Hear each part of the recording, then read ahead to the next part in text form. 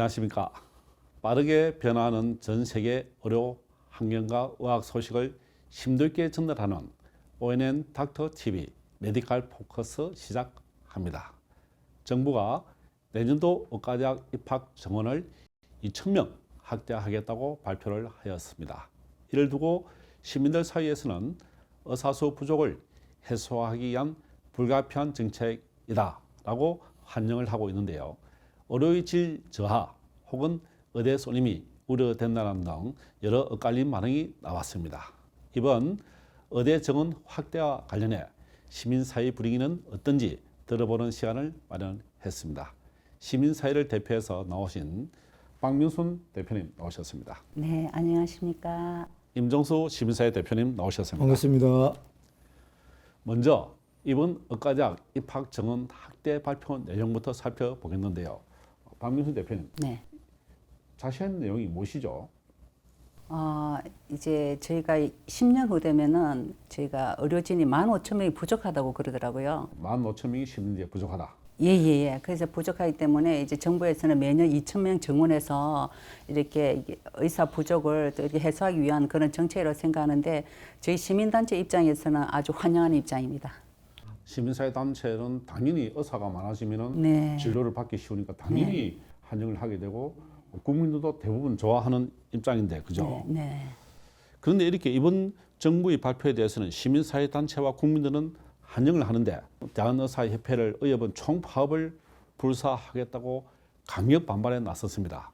의료계가 이렇게 반발하는 이유는 무엇이라 생각하십니까? 임종수 대표님. 예상됐던 반발이긴 합니다. 오랫동안 대한의협을 중심으로 이런 문제를 제기를 해왔었고 대충 병원협회 입장에서는 한 4,500명 선에서 늘어나지 않을까.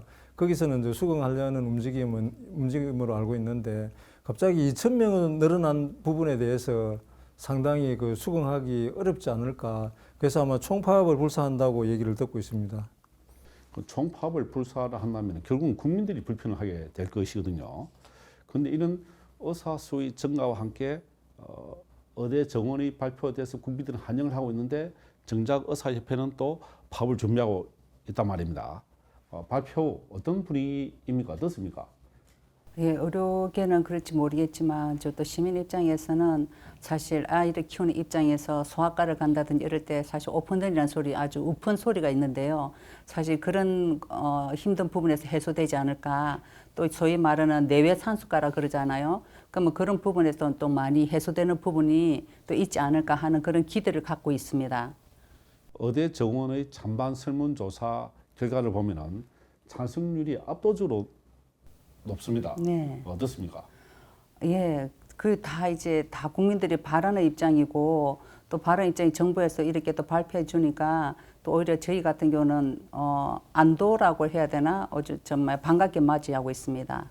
그런데 국민들은 사실은 의사 수가 많아지면은 좀 더 편리한 진료를 볼 것이다. 네. 또 어떻게 막연하게 진료비가 싸게 될 수 있을 것이라는 생각을 하고 있거든요, 사실은. 예. 의약분업 때 의사들이 데모를 하고 나왔을 때도 의약분업으로 인해서 의료와 약이 분리되면 좋을 것이다 했는데 결국은 의료비가 상당히 증가를 했거든요. 예. 의료비 내고 네. 그렇죠. 예. 약제로 냈으니까. 예.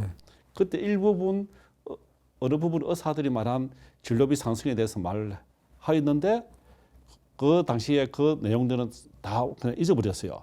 국민 진료비는 상승했는데. 그래서 이번에 의대가 정원이 되었을 때 과연 국민들이 도리어 더 진료를 쉽게 더 잘 볼 수 있을 것이고 비용도 적어질 것인가 그런 문제. 그리고 의사들이 많아지면은 지방으로 많이 갈 수 있을 것이다. 낙수 효과 어떻게 예. 생각하십니까? 일단 대한민국에서 의료 불균형은 굉장히 심각한 부분이고요. 그래서 지방 소멸까지 걱정하고 있는 상황인데 우선 최근에 저희가 개인적으로 도서백지에 의료봉사를 갔었습니다.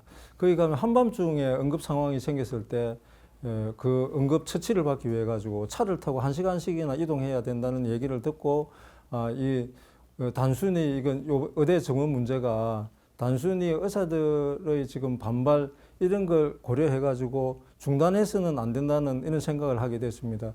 그래서 궁극적으로 대한민국이 지방이 소멸되지 않으려면은 의대 정원은 필수적이고 그 부수적으로 의료계에서 반발하는 부분은 또 제도적으로 보완해 나가면 되지 않을까 그렇게 생각하고 있습니다. 지방에서 산부인과 진료를 받기 위해서 열 몇 군데를 돌아도 결국은 안 되어서 예. 또 수도권으로 또 그런 또 산부인과가 아예 개설되어 있지 않은 그 시도도 많다고 알고 있습니다. 그래서 이런 필수 의료를 지방에 정대하기 위해서 의사를 또 고용하기 위해서 예. 이렇게 지방의 의사를 많이 늘릴 수 있도록 예. 지방 출신의 중고등학교를 많이 또 하겠다는 정부의 좋은 방침이 있었는데요. 그 결과를 본다면은 지방의 의사 수가 많이 늘어날 것이다 예상을 하는데 정작 의사들은 본인들은 지방 의대 졸업하고 서울로 가야지 하는 생각들이 많을 것입니다. 그게 어떻게 예방이 될 수 있겠습니까? 어떻습니까? 일단 그 의대 정원만으로 그 지방 의료 인력 부족을 해소할 수 없다고 저는 보고 있습니다. 왜냐하면은 이미 그런 걸 예측해 가지고 지난 참여정부 때 의전원을 실시를 했는데 대부분의 의대생들이 서울 출신들이 와가지고 그 각 그 지역에 있는 의전원을 졸업한 이후에 전부 이제 자기들이 평생 살아왔던 데가 이제 수도권 지역이니까 다 졸업하고 난 이후에 의사 면허를 따고는 이제 다 수도권에 가서 개업을 하고 봉직을 하게 되니까 계속해서 그게 한 20년 가까이 누적되고 오다 보니까 이제 지방에는 가면 갈수록 이제 의사 구하기가 하늘의 별 따기처럼 되지 않았나 그렇게 악순환이 계속되는 걸로 알고 있습니다. 때문에 예. 그 의전원 때문에 이런 현상이 발생하였다고 저는 의전원 생기고 의학 분업 이후에 또 의대 정원이 동결되고 이런 부분들이 합쳐져 가지고 지금 지방에 급격히 의사 인력난을 겪고 있지 않은가 이렇게 판단을 하고 있습니다. 그때 서울이나 수도권에 있는 중고등학교를 졸업한 학생들이 예. 지방 의대로 와서 다시 연어 회귀 현상 예. 시골이 고향이 아닌 서울이 고향은 그렇죠. 사람도 다시 예. 돌아가 버리니까 누구든지 이제 자기 평생 살아온 지역 가까운 데 가서 살기를 원하니까요. 그거는 뭐 그런 어쩔 수 없는 현상들이 것 같습니다. 의사가 의과대학 예. 전공의 과정 또 펠로 과정 예, 예. 군대 과정 16년이 거쳐서 예. 의사가 한 명이 양성이 되는데 예. 그때 2006년도 7년도에 의전원 과정을 거쳐서 한 의사들이 이제 16년 지나니까 연어 회귀 현상으로 수도권에 몰리면서 수도권 의사들이 지금 통계학적으로 많지 않습니까? 어떻습니까? 그래서 저는 이제 통계학적으로 뭐 여러 언론 보도를 통해서 수도권은 충분히 인구 1000명당 의사 수를 따지고 보면은 넉넉하다고 보고 있고요. 그럼에도 불구하고 충청북도 수도권과 가까운 데가 충청북도거든요. 거기 의료원에서 의사를 4명 구하는데 세 번이나 그 의사를 못 구해가지고 연봉도 거의 뭐 5억에 가깝도록 제시를 해도 응시자가 별로 없다고 합니다. 그래서 어쨌든 이게 의대 정원이 단순하게 지방 의료 인력을 해소할 수 있는 이 명약이라고는 보지는 않습니다. 아마 추가적으로 지금 사회 보시는 분도 의료인이시니까 추가적으로 정부와 좀 뭐 머리를 맞대 가지고 궁극적으로 이 의대 정원이 지방 의료 인력을 해소할 수 있는 쪽으로 가야 된다고 저는 생각하고 있습니다. 그렇죠. 지금 현재 대한민국이 지방 소멸 굉장히 심각하거든요. 맞습니다. 그래서 정부에서는 지방시대위원회를 만들어서 지방 활성화, 그중에 교육과 의료를 가장 중점 분야로 둘 정도로 정부에서는 많은 정책을 쏟아내고 있는데 사실은 정작 수도권에는 의사들이 1000명당 국민 1000명당 의사가 4.2명 정도로 굉장히 많습니다. 저 지방을 가면 거의 1명 대 수준, 거의 2배 내지 3배, 4배까지 차이가 나는 그런 현상인데 그런 현상들이 발생이 정책의 실패를 발생했단 말입니다. 근데 서울은 펠로우 제도부터 전임 의사 제도, 전문의를 따고 난 뒤에 또 병원을 가지고 또 있거든요. 그러니까 의사가 모자라니까 또 내과 전공의는 4년 차를 3년 차로 또 줄이기도 하고 굉장히 많은 제도 개혁이 이루어졌는데 그 제도들이 성공적인 안착을 하지 못하고 결국 점점 수도권과 지방이 의사 수 격차가 벌어지고 있거든요. 지금은 서울의 의대 숫자가 지방 의대보다 상대적으로 적은 거 아시고 계시죠? 네. 그런데 의사는 서울이 훨씬 더 많거든요, 또 지방보다. 그런 현상들이 발생할 수 있는데 학부모로서 생각한다면 네네. 지방의 중고등학교를 졸업한 학생들이 지방 의대를 갈 수 있는 비율을 높인다면 네. 그러면 지방 의대를 졸업하고 수도권에 갈 확률이 줄어들지 않을까 어떻게 생각하십니까? 예, 사실 좀 60%를 지역 의제, 지역 인재 이렇게 전형이라는 게 이제 할당. 예예예 할당되거든요. 60%를 그렇게 되다 보니까 오히려 더 역으로 지방에 유학 오는 꼴이 돼버리는 거예요. 아, 예예예. 그러니까 그러니까 60%를 갖다 그걸 주니까 중학교는 서울에 졸업하고 예예예. 지방에 중학교 때 전화 와서 중고등학교를 지방에 네네네. 졸업하고 그럼 다시 또 연어처럼 서울로 가겠네. 아니 그러니까 지역 인재 전형이라는 게 생겨서 오히려 더 수도권에서 지방으로 이제 유학 오게 되는 거죠. 그러면은 이 지역 대학교 농어촌 전형에 특혜 주듯이 예, 맞습니다. 그렇게 되다 저희들이 보면은 오히려 그 수도권 지역 상권이 더 살 수가 있는 거예요. 역으로 학원이 발달하게 되고 또 그 지역에 보면은 또 뭐 전문 학원이라든지 의대 전문 학원이 설립하게 되면은 그 주변의 집값이 상승하게 되고 또 그 주위에 상권이 발전하게 되는 또 지역에 발전될 수 있는 그런 방법도 없지 않아 있을 것 같아요. 그래서 이런 중고등학교의 이런 문제들을 정부에서는 또 많은 고민을 해서 지방의 중고등학교를 졸업해야만 지방의 의과대에 갈 수 있는 그 퍼센트를 만들고 있지 않습니까? 네, 맞습니다. 그 비율이 정착을 하려면 어떤 방법이 있을까요? 금방 사회자님 말씀 들어보니까 그런 식으로 지방에서 초, 중, 고를 나왔을 경우에 네. 그 지역 그 할당제에 네, 의대 지역 갈 수 있는 인재 데를 전형에. 한다고 하면은 지방 소멸시대에 어려도 살리고 교육도 살릴 수 있는 묘한이 될 수 있겠습니다. 그렇죠. 지방이 소멸된다면 앞으로 대한민국이 앞으로 서울에만 살려고 하니까 이런 부분들 의과대에 가고 싶어 하니까 근데 결국 나중에 의사 수가 많아지면은 지금 의사 숫자가 모지나니까 의사 월급이 올라간단 말입니다. 수도권은 사실은 의사 월급이 많지는 않아요. 저희들이 조사상 지방의 한 3분의 2 정도 수준. 저 또 더 군 지역에 가면은 의사 월급이 굉장히 또 더 올라갔는데도 잘 가지는 않습니다. 왜 가지 않느냐?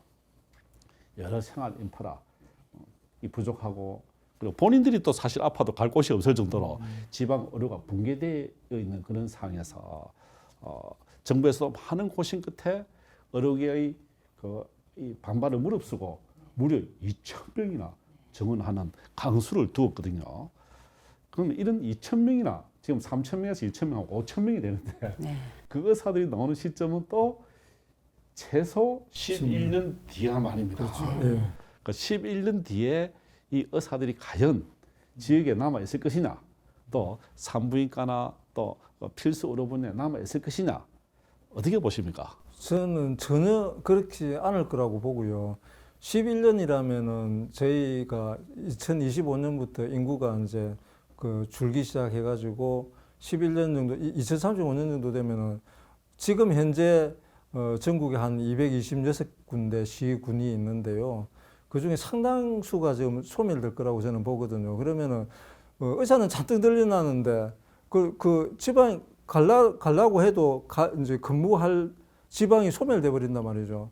그래서 지금부터 그 지방 발전도 이렇게 단순히 의대만 정원할 게 아니고 지방 국토 균형 발전 차원에서 지방을 발전시킬 수 있는 또 다른 정책이 있어야 된다고 저는 봅니다.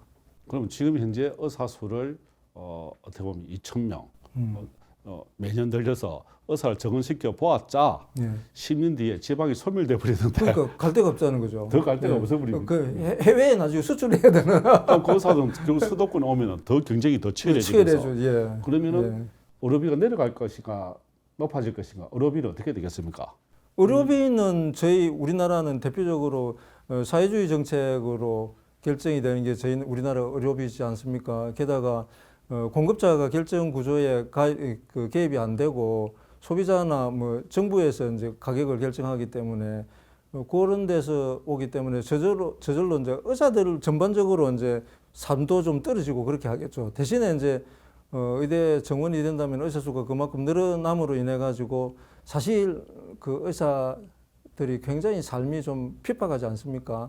그 사실 24시간 동안 집에서 퇴근을 해도 응급 상황에 대비해 가지고 거의 퇴근답지 못한 삶을 살거든요. 그래서 그분들의 삶의 질을 고려를 한다면은 의사 입장에서도 굳이 이렇게 딱히 경제적 이유만 따지는 게 아니고 본인의 삶의 질을 생각하면은 의대 정원에 그렇게 반대를 할 이유는 없다고 봅니다. 자, 그러면 의대 문턱이 낮아지면서 이제 의대 정원으로 인해서 많은 학생들이 재수, 삼수 또 많은 또 지금 고3 입시생들이 혼란을 겪으면서 의대 쪽으로 많이 바꿀 거라면 전공이 이런 것으로 인해서 학교 학습 심화, 학원 경쟁이 치열할 거 예상이 되는데 어떻습니까? 예, 예, 당연히 치열하죠. 치열할 수밖에 없죠. 왜냐하면은 나에게도 기회가 왔다면은 진짜 모든 걸 쏟아부어서 할 수 있는 기회를 찾으면 좋을 것 같고요. 또 그렇게 됐을 때 학교에서 이제 심한 말 그대로 이제 굉장히 이게 벌어지겠죠. 이제 학습 격차 굉장히 심해지겠죠. 그런 부분에서도 그 학생뿐만이 아니고 학부모도 마찬가지 것 같아요. 거기에 대해서 모두가 정말 그 한쪽이 쏠리게 되면은 기현상이 일어나지 않을까 할 정도로 좀 우려는 됩니다. 그렇죠. 많은 우려가 걱정이 되고 그 의사들이 생각하기에는 추측하건대 한 500명 정도 증가되지 않을까 그런 생각이 갑자기 2,000명 늘어나면서 의사 수는 증가되어서 국민들이 여러 혜택이 많아질 것이라 생각이 된다면은 그것도 10년, 15년 지난 뒤에 그것도 구링안까지 남자들 구링안으로 갔다 오면은 거의 5년 정도 지금 뒤에 나오게 되거든요. 15년 뒤를 위해서 지금 현재 당장 급한 국가의 기관 인력들이 부족하지 않을까 하는 그런 걱정도 되면서 많은 인력들이 빠져나갈 것이다 예측이 가는데 그러면은 임종수 시민사회 대표님 의협이 총파업을 강행하려고 지금 준비를 하고 있거든요. 그렇게 된다면 벌어질 상황을 예측한다면 어떤 예측이 가능하겠습니까? 의협으로서는 그동안에 줄곧 대폭 정원에 대해서는 반대 입장을 분명히 해왔기 때문에 그분들의 이제 행동은 정해져 있다고 봅니다. 아마 진료실문까지 잠그고 어떤 집단 행동을 할 건데요. 그래도 이건 오랫동안 의사 수를 늘려야 된다는 국민들의 공감대가 있기 때문에 그 또한 그분들이 선뜻 단체 행동에 돌입하기 힘들 거라고 보고요. 저는 다만 그런 의협이나 정부가 나중에 이제 정면 충돌을 했을 때 누가 그럼 나서서 좀 그중 조정을 할 수 있을까? 저는 의대 교수님들이 역할이 매우 중요하다고 봅니다. 그때 2000년도에 의약불업에 대해서 의사들이 나와서 병문을 닫고 대문을 상당히 오랜 기간 수개월 이상 문을 닫고 그 피해는 결국은 국민들이 고스란히 맞습니다. 시민사회단체들 시민들이 다 받게 되었습니다. 그것을 생각한다면은 의사들이 파업을 했을 때 시민사회단체의 대표로서 어떤 입장이십니까? 좀 불안하겠죠. 제때 아프고 사고 났을 때 제때 진료를 받거나 치료를 받지 못해서 또 사망이 일어나는 그런 만약에 언론에 그런 보도가 나왔을 때 굉장히 어떤 불안한 마음을 가질 것 같아요. 그래서 이런 불안한 상태로 가기 전에 이미 모든 것이 좀 해결을 되었으면 하는 이런 바람입니다. 그렇죠. 당장 밤에 아픈데 네, 대학병원에 네, 응급실에 예. 의사가 모자란다. 네, 전공의들이 안 보인다. 네. 그 교수님도 불안하죠. 온몸을 뛰면서 하더라도 결국은 이 몰려오는 환자들 감당할 수 없으니까 또 제한적으로 받게 되는 현상들이 분명 없이 발생할 수 있거든요. 예. 그 의료는 어떻게 보면은 공급 제한이 되어 있는 상황입니다. 의사들은. 그 어떻게 보면 전문직으로서 어떻게 보면 독점적인 권한이 있는 게 의사들의 입장이거든요. 그렇게 된다면은. 예, 지금까지 그래왔죠. 예. 그렇게 된다면 의사들이 데모를 했을 때, 그죠? 결국 피해는 국민들이 볼 것인데, 이런 국민들이 피해가 어떻게 보면 2000년도에 뉴스에 보면 많은 사람들이 응급실을 다니다가 사망하면서 사회 문제 이슈가 되고 그런 일이 발생했단 말입니다. 그거는 좀 제가 생각에 좀 동의할 수 없는 게 의약분업 때 분명히 큰 소란은 있었습니다. 그렇지만은 언론에서 좀 침소봉대한 것도 있지 않을까. 제가 병원에서 저도 한 20여 년 가까이 이제 근무를 해보니까 의사는 그야말로 사자가 선비 사자가 아니고 스승사입니다. 그렇기 때문에 이분들이 생명에 대한 존중 이런 것들이 엄청나거든요. 그래서 단순히 이런 걸로 뭐 의협 지도부에서 총파업하자 이렇게 해가지고 다 동조하고 그렇게 하지는 않을 거라고 보고요. 그리고 당장 응급 환자가 있는데 내팽개치고 내 단체 행동, 내 이익을 위해서 나선다. 저는 그렇게 보지는 않습니다. 시민사회 대표로서 아주 긍정적으로 의사들이 대부분을 안 할 것이다. 그렇게 말씀하셨는데 어떻게 박명순 대표님께서는 시민사회단체를 대표해서 의료계에서는 이번에 정부에서 의사 수를 늘리니까 이해를 하시오. 어떻게 보면 국민들이 필요한 부분이거든요. 네. 그런 부분 의사들이 수긍을 하면서 하면 좋겠는데 어떻게 보십니까? 그네들도 이제 그는 이해는 할 것 같아요. 제가 일본은 왜냐하면 변호사도 로스쿨 이제 했을 때 로스쿨 제도 이제 했을 때 변호사 수가 많아지니까 결국 이게 좀 약간 희소성 가치가 떨어지다 보니까 일반화되고 보편화되다 보니까 자연적으로 소득이 줄어들게 되고 또 그네들만의 어떤 그게 좀 이게 약화된 그런 느낌이 없지 않아 있지 않습니까? 그럼 의사들도 마찬가지로 의사가 많아지게 되면은 그런 부분도 우려하고 걱정하는 것 같아서 아마 이렇게 강경하게 이제 나가지 않을까, 또 희소의 어떤 그런 가치가 좀 줄어들지 않을까, 또는 의사 나름대로의 어떤 그분들만의 나름 카르텔이라는 부분이 있을 텐데 그런 부분에서 좀 더 자기네들이 그런 부분에서 좀 불이익을 당하지 않을까. 이런 느낌도 없지 않아 있는데요. 그래 하지만은 또 제가 이런 사태를 봤을 때 시민의 입장에 봤으면은 시민의 입장에서는 그래도 저희가 이게 안정적으로 의료가 공급돼야만이 또 저희도 안심하고 이제 삶을 살아갈 수 있는데 이런 것이 단순히 지금 당장 아프지 않다 할지라도 내 가족이나 내 친지나 또 주변에 또 언제 어떻게 일어날지 모르는 상황에서 이런 일이 일어난다 하니 좀 많이 걱정되고 우려되는 부분이 있습니다. 그래서 이것이 좀 더 잘 조정이 되어서 좀 이제 안정화되었으면 하는 그런 바람이 큽니다. 사실 2000년도 의약분업 대란이 발생했을 때 그때 의사들이 그 입학 적률이 3,500명이었고 네. 그 의약분업 데모하고 난 뒤에 어정합의체를 거쳐서 3,050명으로 약 460명 의사가 줄은 24년 전의 그 숫자와 지금이 똑같이 진행되어 왔거든요.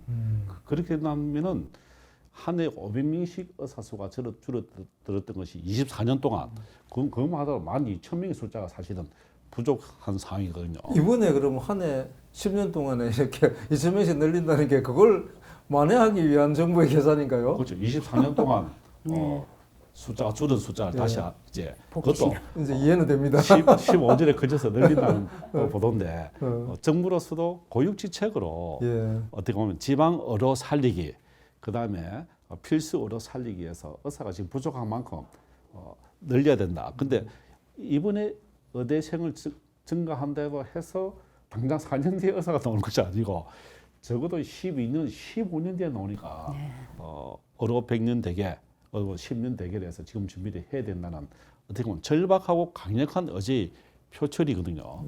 그런 부분들이 어느 정도 의사들도 수긍을 하는데 너무 많다는 여론이 지금 또 있습니다. 어떻게 보면은 그 부분들이 어떻게 잘 될 수 있도록 그죠. 근데 의사들은 대체제가 없어요. 간호사가 대체를 할 수 없고 맞습니다. 의사밖에 없는 거예요. 네. 그 의사들이 그냥 뭐 진료를 안 하고 나가겠다 하면은 이 방법이 없는 거예요. 그래서 장관께서도 강력한 대응을 하겠다는데 결국은 24년 전에도 강경한 대응을 하고 많은 의사들이 경찰에 와서 조사를 다 받았거든요. 그런데 결국은 다 실패했어요. 그런데 이번에도 그런 성공할 것인가 실패할 것인가 어떻게 생각하십니까? 그러니까 제가 아까도 재차 말씀드리지만은 그 보건복지부 장관님께서 그런 말씀을 먼저 하시는 게 아니고 기본적으로 의사에 대한 그 개념 정립이 좀 안 돼 있는 것 같아요. 의사는 헌신하고 봉사하는 게 훨씬 더 크다고 봅니다. 제가 20여 년 동안 병원에서 근무하면서 제가 직접 의사들을 보고 겪은 거고요. 그리고 국민들의 생명을 볼모로 그렇게 자기 이익을 위해서 집단 행동에 선뜻 동참하고 그렇게 할 분들은 아니라고 봅니다. 그렇죠. 임용수 대표님 말씀은 이렇게 대화로 충분히 가능할 거라고 봅니다. 검사 조사를 하겠다든지 네. 그 직접적인 표현은 안 했지만은 네. 법대로 하겠다. 그래 그런 식으로 하시는 건 좀 안 맞지 싶습니다. 그보다는 그 의사들이 네. 더 헌신과 봉사에 대해서 인정을 하고 네, 더 대통령께서는 그렇게 다 말씀하시지 않습니까? 그런데 대통령께서나 아니면은 뭐 대한의사협회나 모두 지금이 이제 이 의대 정원 이런 부분에 대해서 이제 의료에 대한 대한민국 의료를 계획하는 부분에 골든 타임이라고 또 인식 똑같이 하고 있습니다. 네. 근데 지금 뭔가 지금 대화가 진행되다가 중단되고 이런 감이 없지 않거든요. 그리고 사실은 코로나 시기에는 우리가 의사들을 영웅시해야 하지 않았습니까? 지금 또 의대 정원 이야기 나오고 의협에서 이제 반대 좀 한다고 해가지고 온 국민들이 또 나서가지고 또 의사단체를 또 비난할 수는 없는 겁니다. 그거는. 의사들을 비난하는데 본인들은 정작 억울하다. 네. 자기들은 어떻게 보면 국가 보건 의료에 온몸을 다해서 맞습니다. 헌신해왔고 예. 봉사를 하고 그리고 대한민국의 K1 의료를 예. 세계 인류 강국으로 만든 것은 의사들이 헌신이 있었기 맞습니다. 때문이거든요. 예, 그 부분을 그건 인정을 하자. 그 말씀을 저는 결코 그는 간과할 수 공감을 없는 하면서 부분입니다. 의사들을 협박이라든지 그런 제재를 하지 말고 예. 좀 더 많은 대화를 예. 하자. 예. 그게 그 박명수 대표님 말씀하셨는데 앞으로 어떻게 하면 좋겠습니까? 이 일들을.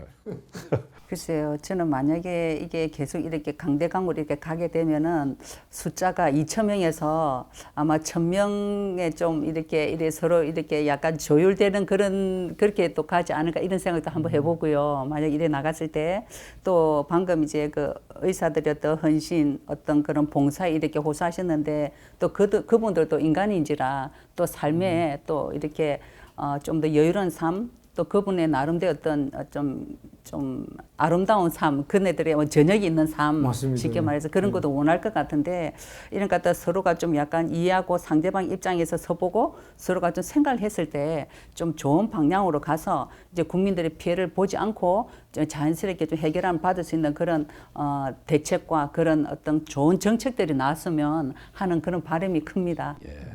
또 임종수 대표님. 어쨌든 의료가 2024년 대한민국 핵심 이제 키워드가 되고 말았습니다. 의료 대통령께서도 그렇게 말씀하셨던 것 같은데 의료는 생명을 살리고 지방을 살리는 것이라고 하셨거든요. 그래서 이번 골든타임을 양측이 다 놓치지 않고 의료를 제때 혁신을 해서 2024년이 용의해줘 갑진년이 정부나 의사단체나 모두 값진년이 되기를 바랍니다. 예, 우리 시민사회를 대표해서 나오신 박명순 대표님, 임종수 대표님 좋은 말씀 오늘 여기까지 듣겠습니다. 정부가 꺼져가는 지역 의료, 필수 의료의 불씨를 살리고자 고군분투하면서 의대 정원 확대라는 카드를 내어놨습니다. 의료계는 물론 시민사회에서도 그 진료석에 대해서는 물음표라는 목소리가 큰 상황입니다. 중요한 사실은 의료계의 대모나 또 문을 닫게 되어서 국민들이 불편하지 않을까. 국민들이 아플 때 병원을 가야 되는데 병원이 문을 닫으면 어떡할까. 24년 전 의약분업 때의 그 데자뷰가 다시 생기지 않을까. 많은 걱정을 하고 있는데 국민 생명과 직결된 사안인 만큼 앞으로 국민의 건강과 의료의 미래를 최우선 가치로 두고 우리 대한민국 국민들이 나서서 의료계를 설득하면 설득을 하고 또 필요한 일들이 억울한 일이 있으면 풀어 나가서 또 협력하는 길을 만들어 보면 좋겠습니다. 지금까지 오일앤 닥터 TV 메디칼 포커스였습니다. 감사합니다.